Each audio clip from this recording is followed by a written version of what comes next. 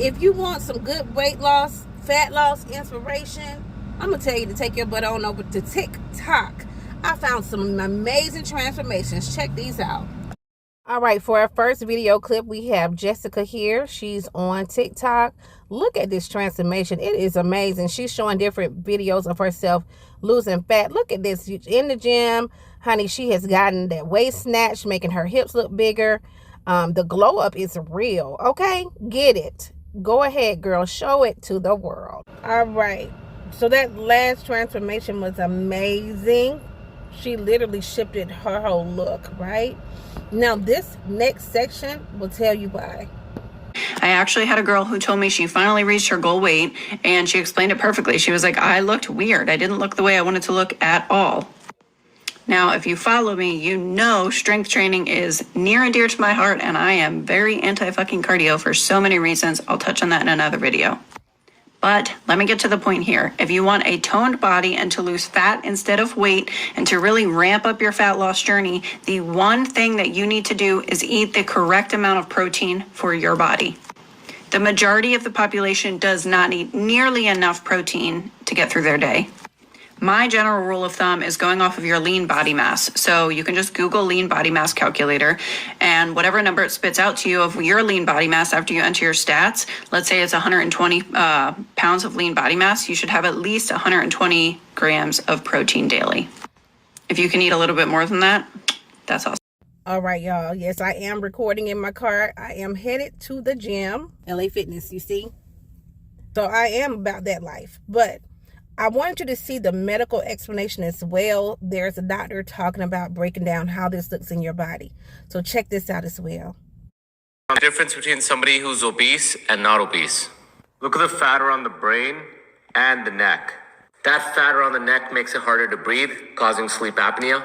This heart is covered in fat. That's the difference between a healthy heart and a heart that's full of visceral fat. Also, look at the difference in the muscle mass. That muscle mass is marbleized, looking something like that. And that muscle is not marbleized, looking something like that. That muscle is sick, that muscle is not. Look at the stress on the stomach and organs. That pressure can cause acid reflux and GERD. However, you don't always have to be obese. Here's somebody who looks relatively skinny, and here's someone who's obese. You notice how they both have that visceral fat. And both of these people have an energy problem. Think about it. Fat is a form of energy in your body. And if this person's 100 pounds overweight and that person's 10 pounds overweight and 1 pound of fat equals 3,500 calories, this person's carrying an extra 350,000 calories on their body, and this person's carrying 35,000 calories extra on their body. But both of these people are feeling the exact same thing. They're both feeling tired, hungry, cravings, and mental fog. Because both of these people's hormones are completely hijacked. They both have hyperinsulinemia, where their body's stuck in storage mode. So every time they eat food, their insulin's going higher and higher and higher. And when the insulin's high, their body cannot burn fat for fuel. So for this person, it first stored it all around the outside. This person, they didn't have much room on the outside, so it started storing it around the inside. Once this person's outside fat stores got full, now it started storing it around the inside. But the root cause is exactly the same: hyperinsulinemia. If both of these people can keep the insulin levels low, the body needs energy at all times. Now guess where it's going to get it from? From the 350,000 calories this person's storing and the 35,000 calories of sick fat that this person's storing. Now their body starts using the energy properly, they start feeling better, they're not hungry all the time, and they're able to maintain a calorie deficit easier without having to count. But the food industry won't tell you this. The food industry's got you focused all about calories. See, your body's trying to do whatever it can to control its blood sugar. That's the amount of sugar that's supposed to be in your blood for a healthy person. Now, if you eat that meal, your blood sugar skyrockets, your insulin increases, you get into storage mode, you feel hungry, you eat more. And they're the exact same calories. Compared to this meal, your blood sugar doesn't skyrocket, you don't need as much insulin, you're in burning mode, and you stay fuller longer. You control this, which allows you to control this, which controls symptoms like these.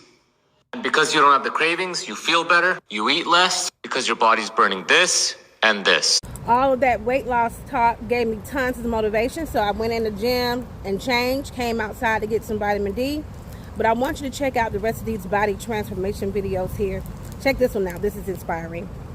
All right, this young lady, you can see she has carried most of her weight in her stomach, and then she started doing body recomp strength Pilates, and you can see her stomach already decreasing. She's showing her time lapse here on the video, and look at, as you see, in March of 2024, she went down a significant amount. She, even when she sits that way, her stomach's not holding over. 3 months later, look, she's pretty much doesn't have a lot of belly fat at all. She's pretty much in a healthy weight range. Again, that is Pilates is a form of strength training, and she is showing us what that is all about. And think of a dancer. Dancer is very kinesthetic, body smart. So that's her before here, like we saw in the first picture. You see she has a lot of belly fat. You can see where she lost a significant amount, and now she's where that last picture we saw. So you have Natasha, as you can see here, she's a size 18, and she lost 90 pounds, and look at her now, very slim. Next, we have Lexi Kidding Fit on TikTok. She was a good amount of fat on her body here, probably well over 50%. And now look at her now. You can see her waist is snatched in. So if you're anything like me, you probably watch a lot of videos for encouragement. But just know it's about overall health and wellness, especially when you get past the age of 30. You start losing muscle mass, and you really have to be conscious, because you can be skinny fat. Somebody can look in shape but not be in shape. I know plenty of people who look like they were in shape and end up passing away of diseases that could have been preventable. Check this out. I'm pre-diabetic. If you are over the age of 30, I need you to listen to me. It doesn't matter what your body shape looks like, because clearly I'm probably the ideal body shape for most Americans, right? Whatever that means. When you're 30 plus, if you do not have muscle mass, your body is going to have a hard time processing sugar. I will have a banana and it will send me way over. When you're over 30, your muscles literally shrivel. Like, it's the saddest thing I've ever seen. It's so bad. I was pregnant, I had gestational diabetes, and it was the worst. I would not wish diabetes on literally anybody. Anybody. It's the worst. So listen to me when I tell you that if you could prioritize anything, prioritize muscle mass. Muscle mass. So help your future self out. Go weight train. It's worth it. It's going to help your bones, your muscles, your body, your overall health, everything. Everything. I've been in a year exercising 6 days a week, gallon of water a day, intermittent fasting, calorie deficit. I stacked those in slowly at each plateau. And people are always like, where's your loose skin? Or they accuse me of surgery, which y'all, weight loss surgery is hard. I am not discrediting weight loss surgery. But people think since I got a snatched waist, and I'm curvy, you see this, I got curves. They think I went and had a surgeon build my body. But I did not. This was literally build a bitch. This was build a bad bitch workshop. I went hard. I knew what I wanted. I knew who I wanted to be. I used to hate my fucking life. Yeah, I hated my fucking life. And I finally realized enough is enough. And I don't have that bad of loose skin. Because I trained. I worked out 6 days a week. I didn't just go get surgery. This to this, and from that to this and this. Now, I am not claiming that I have a six-pack or that I have tons of muscle definition, because that is not the case. But I completely understand where you're coming from. I used to think this way too. I thought that if I lifted heavy weights that I was going to look like a dude. Because when I did join a CrossFit gym, I was lifting heavy. And because I was big and lifting heavy, I did kind of look a little bit more bulkier. And that was just because I was chunky and lifting weights. That's not a good combo. So I stopped lifting heavier than I know that I was capable of doing. And I started to focus more on cardio. So I did that for a while, and I was still lifting weights, but I was lifting maybe 10-pound dumbbells. I was really lifting really, really light. And I remember for the longest, my sister used to be like, you need to start adding more strength training, you start adding more weightlifting. So then last year, I slowly started to focus more on strength training as I was losing weight. And then I joined a new gym where they focus more on strength training. They do have some classes where they mix strength training and cardio, which is a lot of like strength training and weightlifting and a little bit of cardio, which I like, because you should definitely do strength training and weightlifting with some cardio as well. It really made a difference in my overall body composition. So according to the most recent body scan that I had done, my total body fat percentage is at 22.1%. And this is me, which is pretty cool. Like, it even measures like your waist, your hips, your arms. And that's pretty darn accurate because I do have measurements of my body. So this body scan that I did is pretty much spot on. All this to say is don't be afraid of adding strength training and weightlifting to your workouts. Now, start off slowly. Don't go from not doing any strength training to trying to lift 30-pound dumbbells, or else you're going to injure yourself. But slowly start to incorporate it into your routine, and you're going to notice a big difference in your overall body composition. And also, too, when you start strength training and as you're lifting heavier, your body is going to retain a little bit of more water. So what happens is whenever we create those muscle tears, our body sends water to our muscles to try to repair it. Let me see if I could find a video so I could show you a clip on how exactly this happens.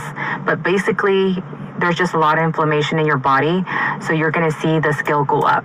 But it's not because you're gaining weight, you're just retaining some water. So don't be afraid whenever you start strength training and you see the scale go up. That's going to go down. So don't worry about that.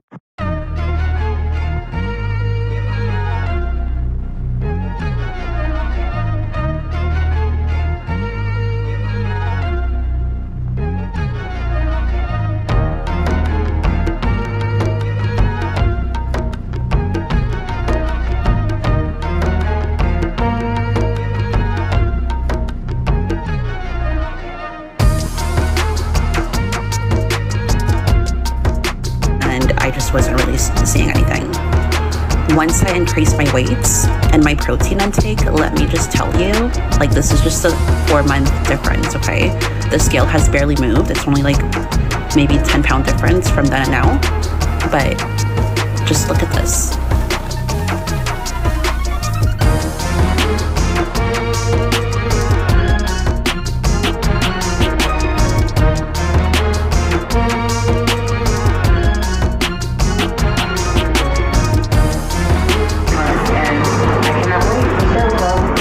A DEXA scan is one of the most accurate ways to test your lean muscle mass, your bone density, and the amount of fat that's in your body. So you're going to lay for about 7 minutes super still, and this machine is going to hover over you and take down all your analytics. I also got a Fit 3D scan, which takes down all your measurements around your entire body and also has other analytics like your weight, your distribution of your balance between both legs. Here are my results. After a little bit over 3 months, I have lost a total of 6.2% of body fat. On the left is December 30th, and on the right is April 6th. So a lot has improved, and here's my Fit 3D. On the left was December 30th, and on the right is April 6th. This is a perfect example of what fat loss is versus weight loss. I'm focusing on losing fat, not muscle. And here are my before and afters. I'm so upset that I didn't get exactly day one. I guess I just didn't believe myself, which is a damn shame. Remember, it is a marathon, not a race. My confidence is back. I literally feel so sexy, and I cannot wait to see how much further I go. Thanks for watching. So guys, let me go in the gym and let me go ahead and lift these weights.